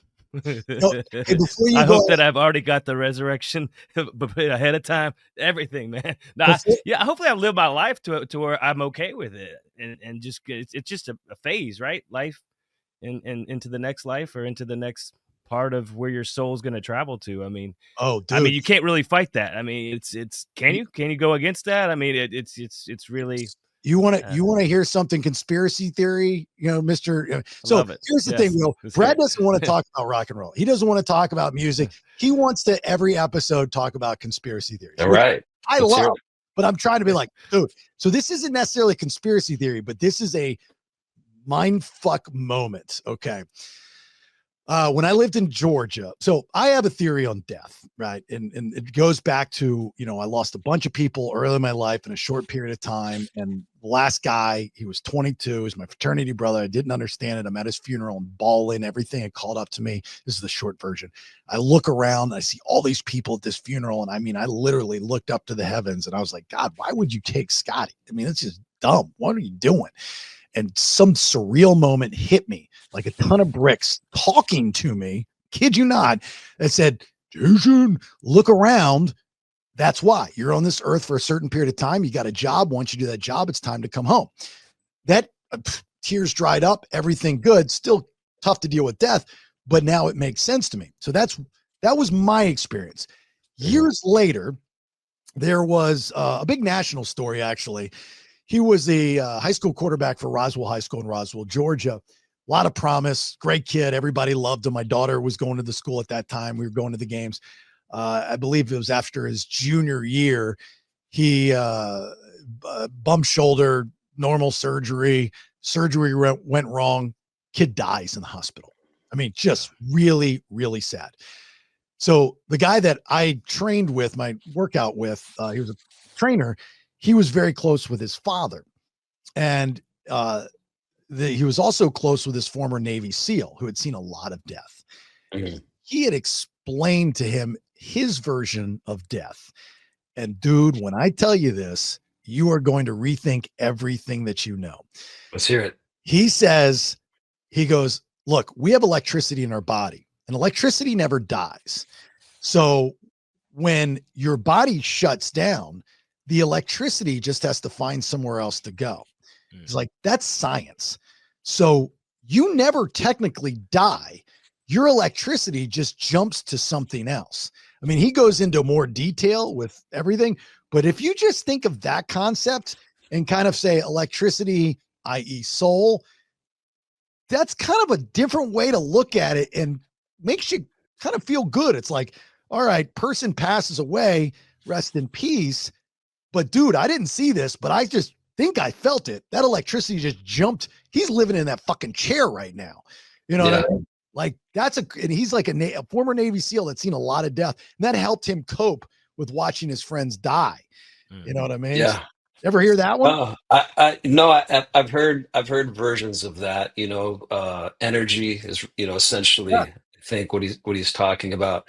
I believe in all of that. The problem for me is I I've never met anybody that said, "Hey, I lived 100 years ago and I'm back." So let me tell you what it's like. So I'm a logical thinker sometimes, as well as a spiritual, faithful person as well. But so I'm really careful about things like reincarnation and energy, because what if it turns out that that's not true and this is the only life that we have and get to live? How am I experiencing my life on this planet where I'm at right now? Mm. Sometimes I think a lot of people want to cling on to a different idea that, well, I'll have another turn, right? So I can just fuck off this one. But to that, I say, well, but what if there's not a next one? Like, we don't know for sure. These are all working theories until we die, and Yeah. and I don't know if we'll be conscious of even when that happens or after. I don't know. We can be Um, sure. We can be sure, though. We will always, especially guys like you that are, known figures, will be reincarnated in those creepy ass AI videos that circulate the internet. well, then there's that. Have you You seen know, those, Brad? Have you I seen those have things? No, what are you talking about? Oh my God, So you dude! can like go on AI and like have Jimi Hendrix talking, and it'll like bring up Oh, an image okay. of when he was alive, and he'll talk whatever It, you want him to speak. And yeah, they always all these videos. I mean, they're all over my feed, like especially after Hogan and Ozzy and stuff like that. But they always have Eric Clapton, "Tears in Heaven" behind it, Hmm. and they'll like have Hogan putting his arm around Roddy Piper, and he's smiling, and it looks so. it's creepy. It's It's so. creepy. Anyway, Hmm. look, You know, I there's do a great. enjoy the Yeti videos though. The AI. I think we went over this last time. Did y'all watch those? Right, that I sent to you. They pop up in my feed all Fucking the cracks time. me up, Some dude. of them are really like, wow. It's something. They're pretty funny. They're pretty funny. The AI is incredible that it can make them look like that. It's insane. scary. Real quick, I want to share a really funny story. I don't know if you guys have heard it before, but it's an Elvis Presley story. And evidently, as the story goes, he had just finished playing a show, and he wore a necklace, like a gold chain, and on it had, a crucifix, it had a Star of David, it had a Muhammad, it had a Buddha, it had all the different religious, symbols on this necklace. And as he was exiting the stage, walking back to his dressing room, there was a line of reporters that were shouting out a bunch of questions at him. And one of them shouted out, "Hey, Elvis, what's with all the different religious symbols on your necklace? Are you confused about religion?" And out of all of the questions that he ignored past the paparazzi, he stopped, backed up, toweled himself off, and said to the reporter, "No, sir, I just don't want to not go to heaven on a technicality." Love that. I love that. I so relate to that. It's like we've fought so many wars, and we still fight about this shit today. Like, whose religion's fucking right? Whose is wrong? Which one?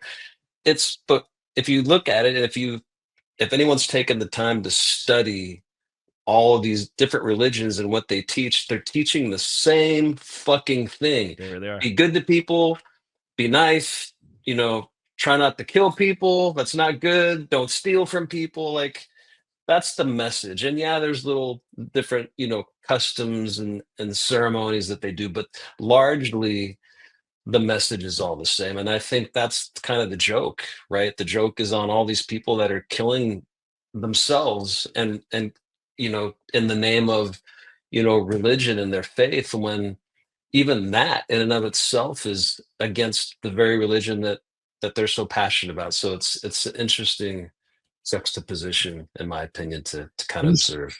You guys There's should, also the theory that, of course, Jesus didn't come here to save us. He came here to teach us Right. how to find the God that's within you. And a lot of the Gnostic, some of the Gospels that weren't included in the canonical Bible, they got either excluded, or they tried to burn them, or they tried to get rid of them because it didn't fit with how they were going to run the business of religion, and of course the Romans took over Catholicism. So look at how the Romans ran their culture and ran their affairs. They weren't worried about if someone was going to be able to have a relationship with God internally and spiritually by meditating and prayer. They wanted to monetize the system, right? So, I mean, if you really start digging into this kind of thing, I mean, Jesus is like the Dead Sea Scrolls when they started translating them, and you have the Gospel of Thomas, and you have, Mary Magdalene. Sorry, I know Jason's like, stop. Just fucking stop. I was going to say, it's like, this is your wheelhouse. Like, get ready for another 3 hours of this podcast, because Brad is I love it. in glory right now. I just think you can't. You love got to really do your own research, and you got to dig into the story that you're given isn't the story, isn't the real thing. Yeah, there's reasons why things were left out and sort of bastardized over the years. But if you look at if you take that out of context, and like you were just saying, Will, they're all teaching the same thing, whether it's an ancient religion, or Buddhism, or if it's Hinduism or whatever. Like, these are the same things he was teaching that Jesus taught. I mean, and it's just to then like fight wars against each other about the same teachings makes absolutely no fucking sense to me. Never did. I'm like, you guys, obviously you're reading the text, but you're not getting the information. You're not internalizing what the fucking message is here, right? Yeah, you're not living it. Yeah, you're not living stop it. there. You're talking about it. You know, and there's people that do this every day. I mean, how many memes and shit do we see from, quote unquote, relationship, therapists and coaches and all these things that, and they're talking and they're writing all of these things, but they're not really living what they're talking about. And Yeah. it's just, I kind of see some of those things sometimes and I just go, God, Jesus Christ. Like, but there's a lot of that out there though, and a lot of different things. So I've always thought that if I watch these cult leader shows all the time, and like these guys are amazing master manipulators with zero conscience. I mean, that is a skill set. Say what you want about them, but holy shit, that is next level, like superpower villain stuff. I always would joke on the air and call myself the Prince of Common Sense, just because if I ever started a cult or a religion, it would be based off of common sense. The sky is blue, water's wet, fire's hot, simple stuff like that. Don't put your thumb in the cigarette lighter in the car just because your fingerprints seem to match. These types of things just kind of make sense. People do dumb shit that doesn't make sense. yeah. I've always been one of those types of guys. Look, a couple things here. I want to wrap this up, but I want to go back to Saliva out at Sturgis, because you guys played with Gene Simmons and you got to hang with him a little bit. Couple questions for you, Brad. And you're going to love, well, I already, as of the release of this podcast, you'll have loved the post that I made with that picture that you sent me. But anyway, nonetheless, so how was your experience with Gene Simmons? It was good, man. It was pretty brief. Actually, Dave Marino, former Earshot drummer. Yeah. And Puddle of Mud. And Puddle of Mud after that, correct. And now he's with Bruce Dickinson, I think. Bruce Dickinson, yeah. Yeah. So he had contacted me before the show and was like, hey, man, a couple of Gene's band members want to meet you guys and say hello, so is it okay if I give you, share contact? And he did. So Brent Woods and Brian Tichy, I think's the drummer's name. So Brian Tichy, yeah. Tichy, yeah. So anyhow, so I'm like, I connect with them over the phone and everything, and then I meet them face to face. They're on stage. The PA was having some issues, so they were running a little bit late, and they're all apologizing and shit. We're like, dude, it's cool. We'll be okay. You guys get it handled or whatever. And so they had to actually bring in another mixing console for the front of house and all this mess. But yeah, so I talked to him, and he's like, hey, later, after your set, if you guys want to pop over to the dressing room, meet Gene, take some photos, just let me know. I was like, yeah, I think we'd love that. And of course, there's a couple huge Kiss fans in Saliva, Sammy being one of them. So she was stoked, to say the least. And of course, she wore her Kiss shirt on stage and the whole shit. But so we play our set, and we're kind of just calming down in the dressing room, and we got a bunch of friends out and stuff. My buddy Chad Martell was out there. He photographed and put clips together for us and the whole thing. And his buddies were out there too. But so next thing you know, they're doing their meet and greet right outside our dressing room. So I was like, hey, dude, can we get in on this? And he was like, yeah, just give us a second here. Just give us, let the people kind of get through it. And then, so we did get to hang with them, after their meet and greet and stuff. And he was super cool, man. I guess he's like 6'2", right? But I think he was wearing the boots, or the fucker he was towering over us, dude. Like he was like a foot taller than, at least, anyway. But he was super humble, super cool, fist bumps. He was, took some photos with us, talked to us for a little bit and everything. So it was really cool. And then of course they get up there and, they're doing some Kiss stuff, and it was really cool experience, man. Yeah. Did you get his after the meet and greet? What's that? I'm sorry. I was just saying, did you get his number and have him come on the podcast? No. It was very chaotic, but everyone's trying to talk to him. And then there's 20 people, and then the security guy at the stage is like, I was like, hey man, can we just go pop up there and check it out? It's, side stage. And he's like, the stage is for Gene's guests only. Oh. And we were like, no, motherfucker. I wanted to pop in the face with it. Anyway, I didn't. I was like, is that right? We just fucking killed it up there for all those fucking people, and you had to let me on stage. But I get it. You got to go with the headliners, and that happens a lot. So then they never gave us our passes. So I'm like, hey man, y'all never gave us credentials. Can we just pop out there and check it out from out front? And he goes, yeah, you can do that, but you might not be able to get back here until after his set. And I'm like, okay, that's not happening either, bro. Like we may leave. I mean, people have early flights and shit. I was like, the fuck, man. So anyway, finally he was like, okay, you guys can go out there. And he kind of softened up a little bit. But anyway, man, I just, when shit like that happens, I'm like, come on, bro. You try to be nice as possible, and then you're like, no, you don't understand. Like, yeah, we just fucking killed it out there, getting them ready for him. Yeah. What do you think I'm going to do? I fucking bled out there, man. I'm fucking sweating. I mean, I gave it everything I had, man. And now you're telling me I can't. I think I know why, though. I think I know why. I think it's probably because after you met him and you hung out, and you took some pictures, you didn't sign up for the $59.99 Kiss Army Online membership. You don't get the benefits, bro. If you had, he might have sang a different tune. Let you go anywhere you want, Brad. Anywhere you want. Gene Simmons of Kiss. Very true. I did say the word OJ though, because he gets paid every time someone says OJ. You know that, really? Right? He copyrighted somehow. I don't know if you're talking about orange juice or anytime. Say, look it up. I swear, OJ. OJ. Yeah. I didn't say OJ to him. Hold on, you're telling me Gene Simmons, who you just performed with at Sturgis, gets residuals every time somebody says OJ? He just got paid right then and there. Well, we may owe him some money after this podcast. Just saying. We said it 3 times now. Where did you hear that? That's absurd. Look it up. All right, I'm looking it up. Let's go. I never heard that before. I don't even know how you can copyright that, but I didn't either. That's why I was like, that's the most bizarre story I've ever heard. Do you have Earshot copyrighted, Will? I hope so. I do. I do.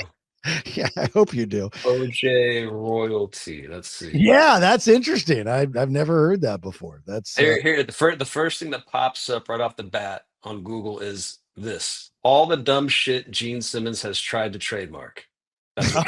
Okay, so it was an unsuccessful trademark then?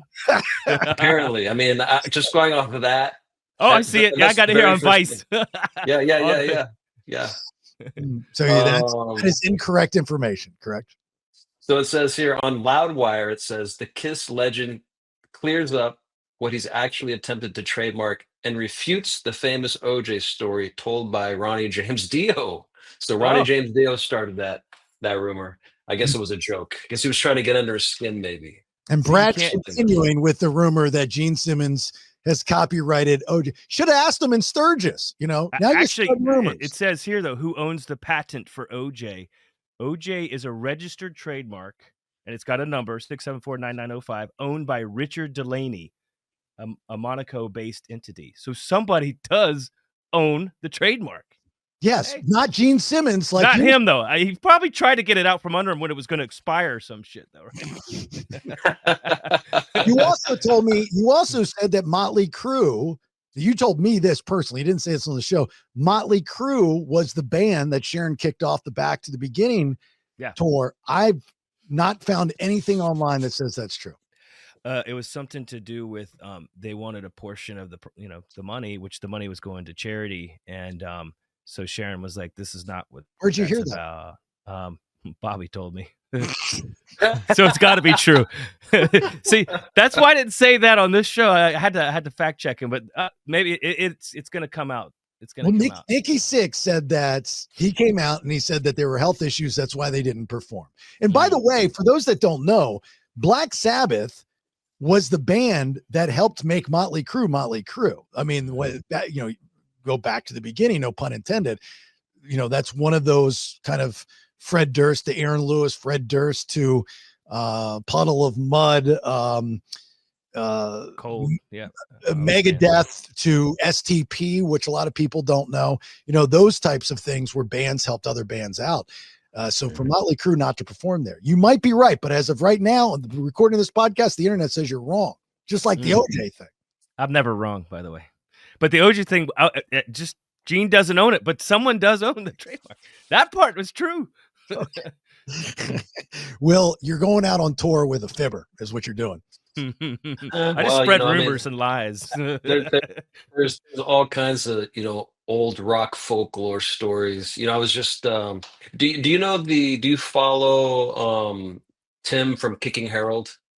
The guy No. that tells like so you should follow him. He's great. I just met him recently. Wonderful guy. Had lunch with him with a mutual friend of ours that introduced us. But he's got like tens of, if not hundreds of thousands of followers, and he creates these videos that either confirms or debunks all these old rock and roll stories Mm.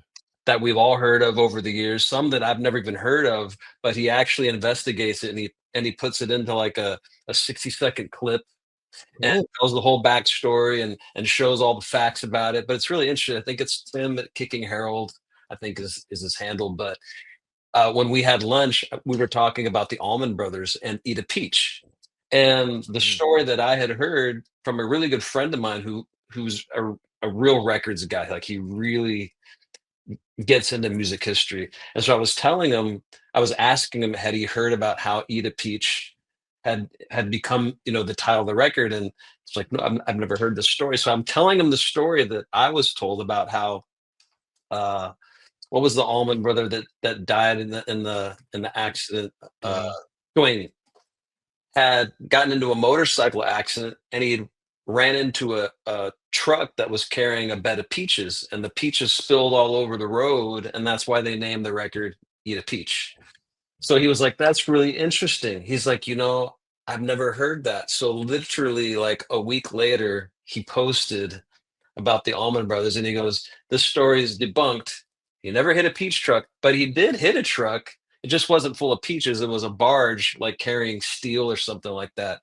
And they sort of twisted the story into a peach to kind of, I guess, sort of tell the story and sensationalize it a little bit more. But so in fact, he did not run into a peach truck. It was just truck carrying, some metal for something. So there's all kinds of stories like that out there that make sense, and you never know until you Right. really dig in and investigate stuff. And I think the irony, like in the early 2000s, they used the Allman Brothers song in an insurance commercial where they were riding motorcycles talking about motorcycle insurance. Mhm. It's, you're thinking of like whoever put this together did not do their research. Asshole. I know. Right? Like, Damn, that's terrible, dude. Come yeah, on. that was a bad call. Yeah. All right, I got a couple questions. We always end this podcast with a couple questions from the Vinyl Roadies.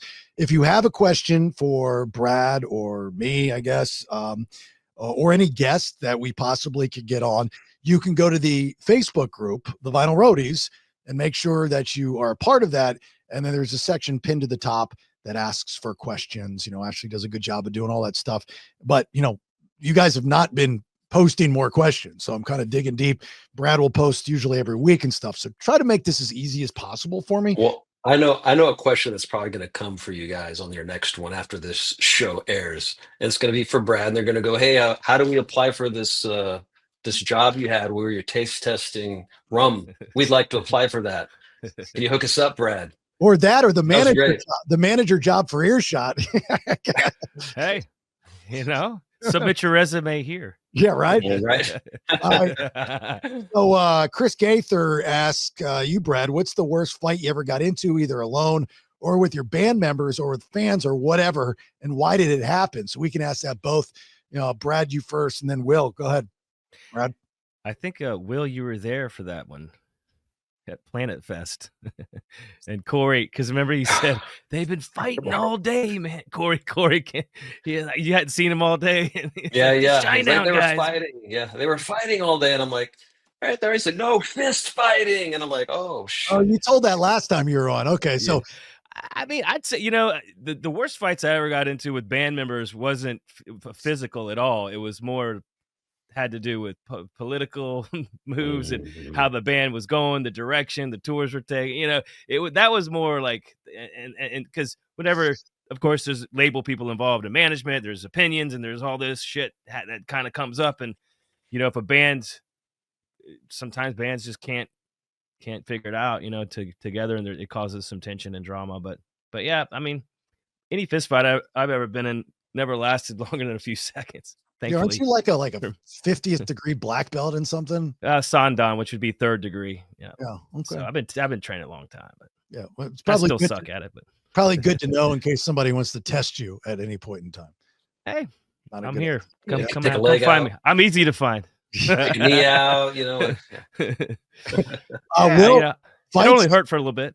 bands, Yeah. band members, fans, promoters, radio people. Man, it's such a blur.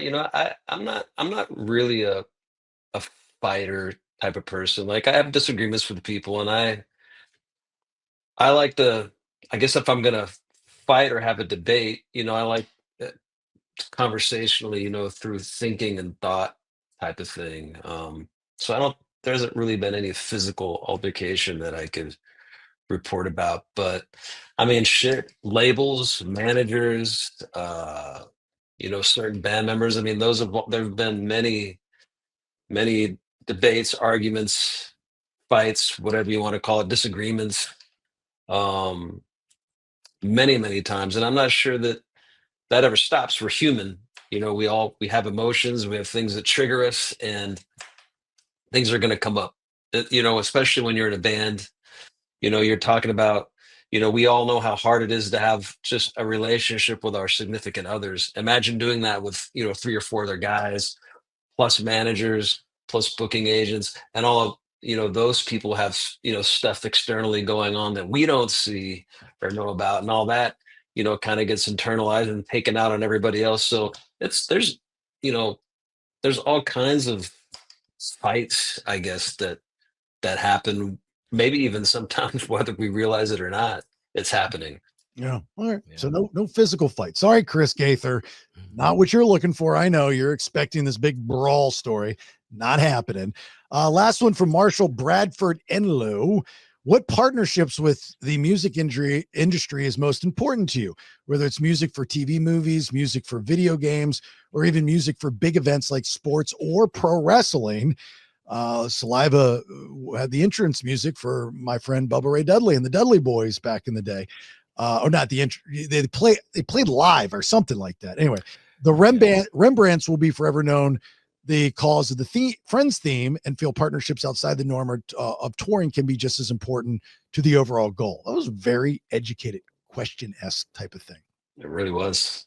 I'd say whoever's paying the most. No, I mean it's a lot of songs and bands, and it's about associations, right? Yes, historically, Saliva was definitely so Batista. We actually still play that song, "I Walk Alone." So that was his entrance music, and I think for a while there, someone's son, I think maybe even McMahon's son or something, would write some of these songs and have the bands actually come in and perform and record these songs. So, but yes, ladies and gentlemen, for obvious reasons, you've seen the video. It's Josie standing in the middle of a boxing ring, and it's for whatever reason for us for Saliva, that association has always made sense. But I mean, and then of course, Click Click Boom's being played in Talladega Nights, and he's ripping that, and they played most of the song actually, which was that's a big payday. So,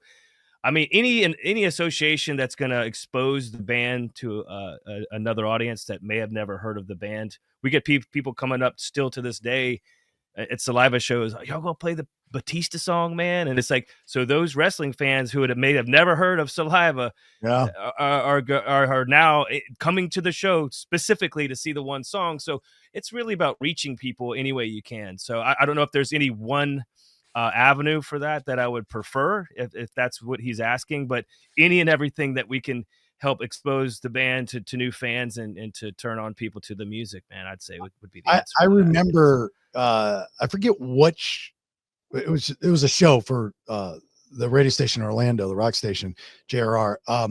And I'm good friends with Bubba Ray Dudley, the professional wrestler, part of the Dudley Boys, the most decorated tag team of all time. Anyway, so Saliva did, I want to say they performed live at like a WrestleMania or something like that. And so Saliva was performing at this radio festival, and I was bringing them out, and Bubba was up there stage left, and you know, he got up, it went to go say hi to Josie before Josie went on stage, and Josie was getting in like getting ready, like in meditation. Now, Bubba's a big guy. Josie was a big guy at the time, you know. And so Bubba like goes up to him, like kind of like man joking, like, "What's up, man?" And Josie didn't recognize him at first. And I'm standing there watching this going, this is awkward. This is uncomfortable. Please recognize him. Please know who each other is right now. Like, this is going to get real weird. And then Josie goes, "Oh, hey, how you doing?" I'm like, "Oh, thank God." Thank God. Because I was like, Bubba's going to destroy this guy if he pisses him off. I was like, he's getting ready to get his ass thrown off of the stage, like in the back row, if he pisses him off. I just know what he's going to do. But that was, you know, like wrestling fans. I'm a wrestling fan. Wrestling fans, that community, you have a song for their favorite wrestler. Oh, yeah. I mean, you look at Randy Orton, and I think I want to say, well, no, Alter Bridge, his relationship with Alter Bridge, was it Rev Theory or Rev Theory?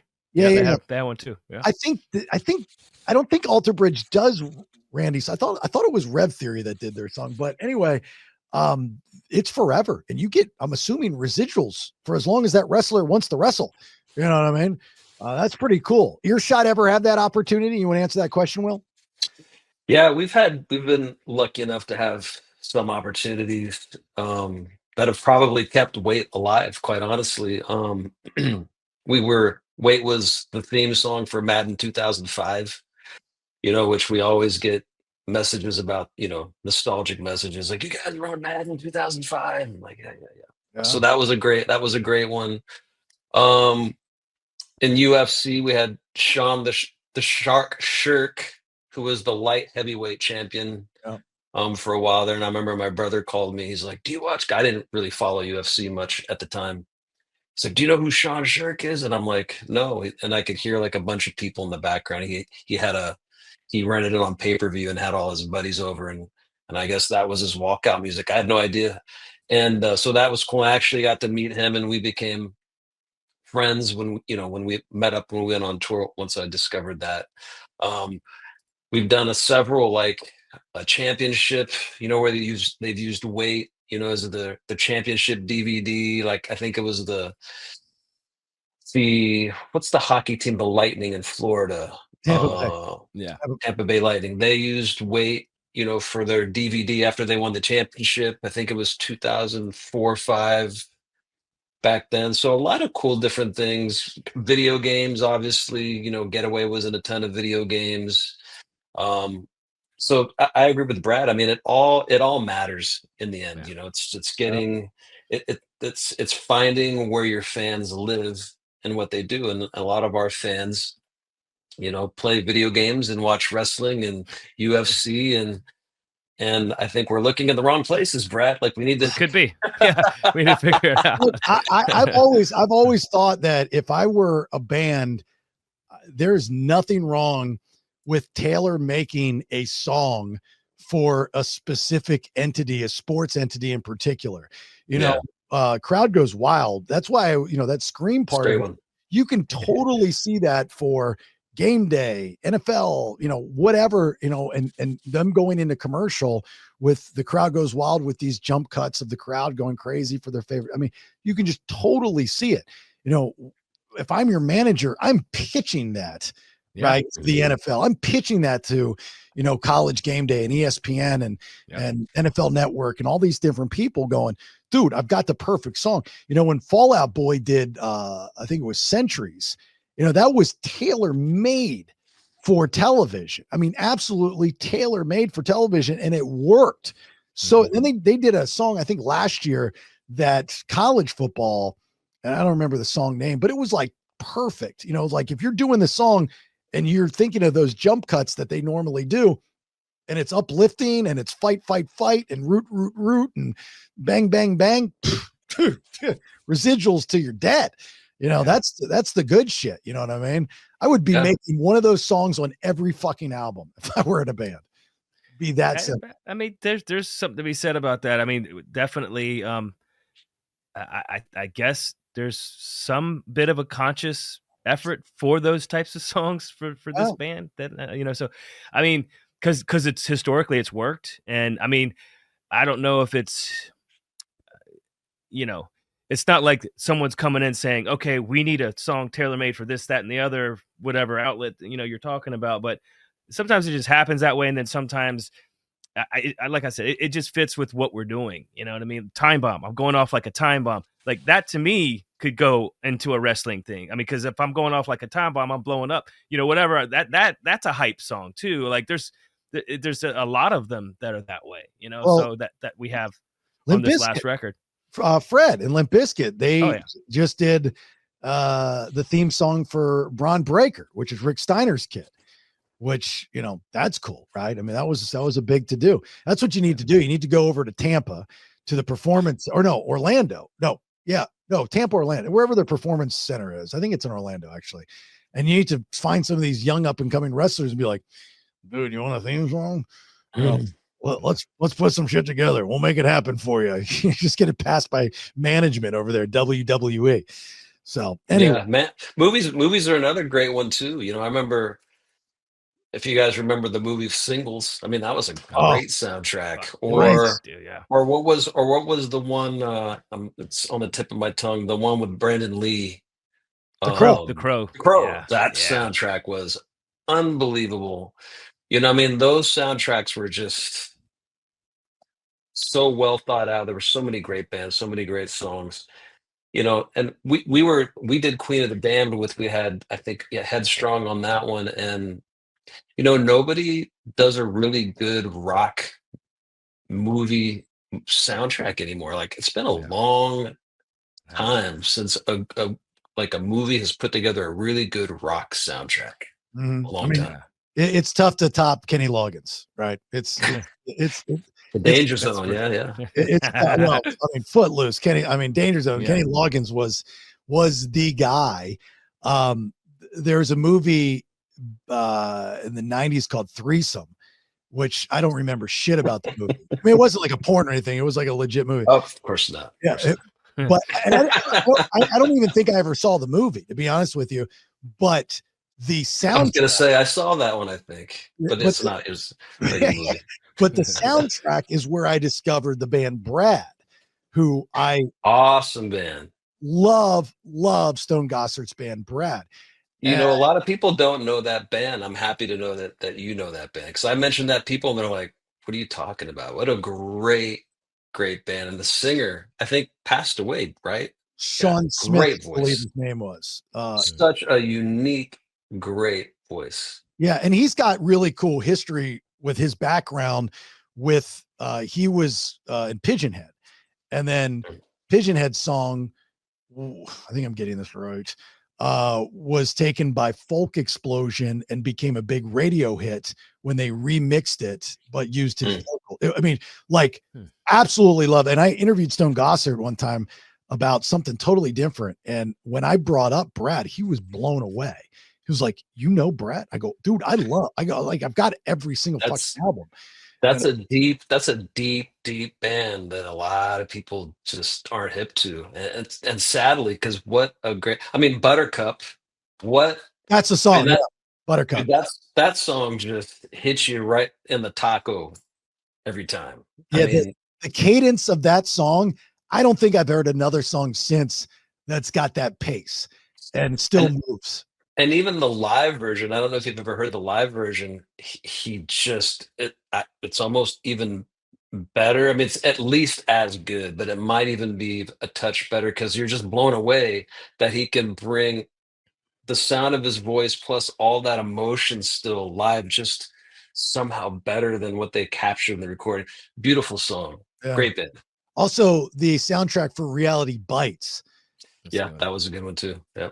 That's a good one. I like the Garden State soundtrack. It's a bit lighter. I mean, Little but Zach folkier. Yeah. Zach Braff, I thought, put together a great one. And then there's the other movie that he was in. It's kind of and the soundtrack to that was really good too. What was that one? Do y'all remember? Zach Braff. Yeah. Yeah, the nurse guy from the TV show. Yeah. Yeah. Yeah. I don't mind. He wrote and produced those movies. It's damn, what the hell was the name I of that didn't other take one. you for a big Zach Braff guy. Oh, Into the Wild. No, but that had the Eddie Vedder had a track That on was that Eddie one. Vedder. Yeah, Yeah. I think he had it with his daughter Olivia, right? Wasn't that their song that was in that movie?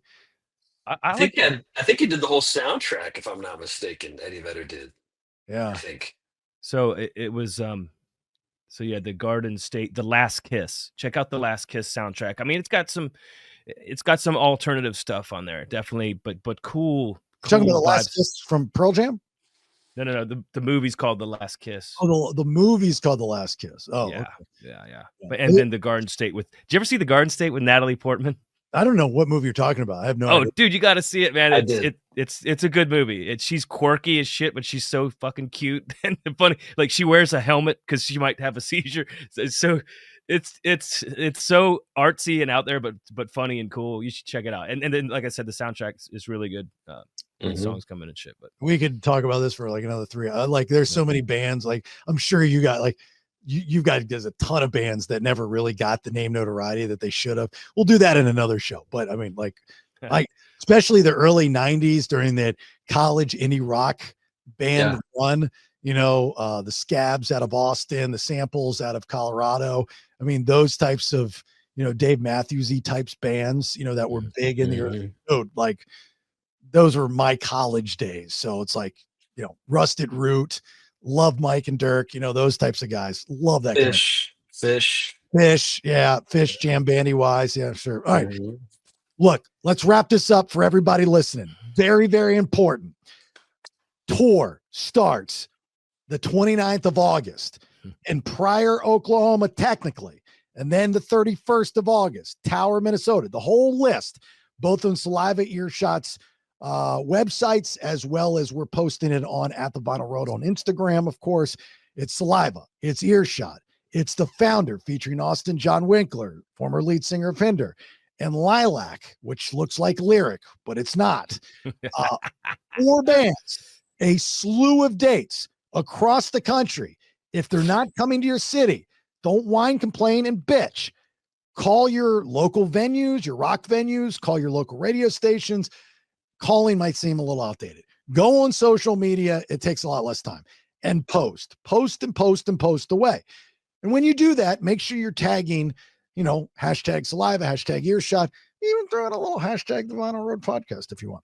So you can do that. But if they are coming to your city, make sure you get your tickets and blow this up. This is going to be a wonderful tour. Fantastic tour. All right. Guys, Will, you have anything to finish this show up? Well, I want to thank both of you for having me on again. And I'm really looking forward to watching both the podcast blow up as well as our tour Brad, blowing up as well. So I'm putting all the good juju that I can muster up onto both of you. Well, I appreciate that. Yes. Appreciate it, man. It's going to be great, man. I just want to say I'm super grateful to Will for coming on. He's our star guest. I'm like, man, he's back already. I love it. I'm super stoked I want to watch the show every night, and just be out there ripping again. And like old times, we've spent some time together, of course, way back in the day, when we were both getting started. But yeah, man, grateful for the listeners and everyone supporting us. And please come see the show, man. It's going to be ripping. It's going to be a lot of fun, strong lineup. Yeah, it's going to be good, man. So we'll see y'all out there. Yeah. Make sure you're following not just At the Vinyl Road podcast on Instagram, but all the shows on the BPX, at Honey I Raised the Kids, and at Listen to the BS. If you don't mind, you can get all those details on jasonbailey.com. Tuesday and Thursdays episodes are for subscribers. So if you don't mind, don't mind paying $4.99 a month, and you'll get all that content plus hours and hours of past content and hundreds of past episodes with all kinds of guests and stuff. That's for the BS, the Bailey Show podcast that is Tuesday, Wednesday, and Thursday. Thanks to our title sponsor once again, Once Upon a Coconut, best damn coconut water in the land. Use the discount code BS Podcast 10 at checkout to save some Geetuses there. And if you are a business and want to sponsor the shows, you get all the shows. Just reach out to me via jasonbailey.com. With that being said, thanks for the support. If you are going to be doing some drinking, I understand. I get it. Party on. But look, if you've had too much, don't get behind the wheel of a car. I've lost way too many friends like that. I don't want to see that happen to you. All right. Talk soon. Thanks for the support. And bye. think we should do a podcast about rock and roll. I got some stories. That's it for this episode. Check out jasonbailey.com for more shows. Until next time. I love that. I love that video, Brad. I think you should flash that on the screen before you guys come out and play. Fuck me, dude. Fuck me, dude.